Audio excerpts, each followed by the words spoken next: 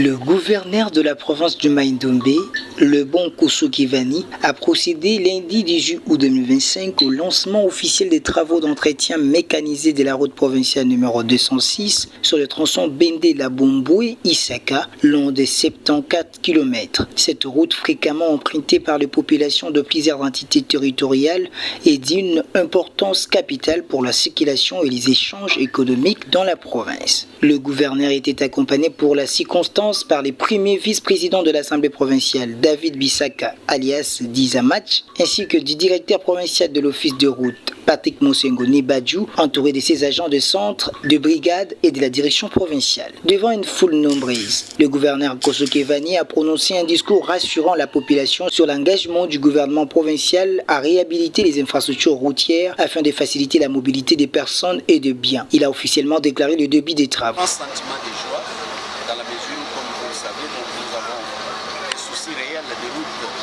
dans notre chère province.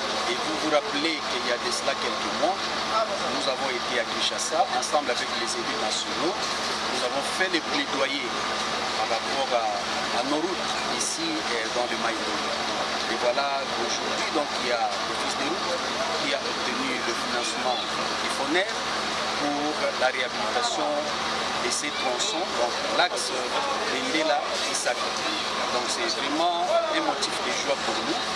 Et nous allons continuer ensemble avec les élus à faire encore des plaidoyers de manière à ce que les routes de la province du Mai-Ndombe soient réhabilitées dans son ensemble. Bien, l'engagement c'est vraiment de deux côtés. D'abord de sensibiliser la population pour l'usage de la route, qu'ils puissent utiliser cette route en bon père de famille, de manière à ce qu'il n'y ait pas des antivalères, parce que vous savez, ce sont donc des gros sons qui sortent comme ça pour l'entretien.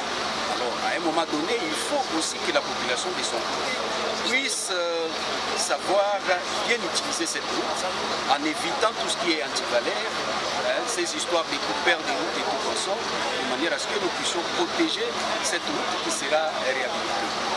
De l'autre côté, c'est de continuer les plaidoyers, comme je l'ai dit, avec les élus, pour que l'Office des routes, la direction provinciale du Mai-Ndombe puisse avoir des moyens de manière à ce que bien mener sa politique dans la province, qui est celle de la réhabilitation de nos routes qui sont dans un état de délabrement très avancé.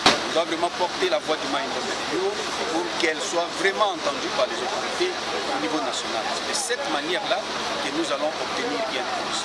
Bien, en tout cas, avec l'arrivée du nouveau directeur, nous voyons déjà, nous sommes déjà contents par rapport à ça et nous allons vraiment travailler en collaboration de manière à ce que les choses puissent avancer dans sa direction dans notre chère province de Mai-Ndombe. Dans son allocution, le directeur provincial de l'Office de route, Patrick Mosengo, a exprimé sa détermination et son souci majeur d'apporter un réel développement routier au Mai-Ndombe, insistant sur l'impact positif qu'aura ces projets sur la vie quotidienne des habitants. Je crois que vous avez bien suivi mon discours. En tout cas pour la population, nous donnons encore l'espoir. Parce que la route, ça fait déjà depuis 2022, la route était vraiment impraticable, avec beaucoup de dégradations sur la route, trop de ravinements transversales et puis longitudinales. Cette fois-ci, nous allons arranger la route comme il faut.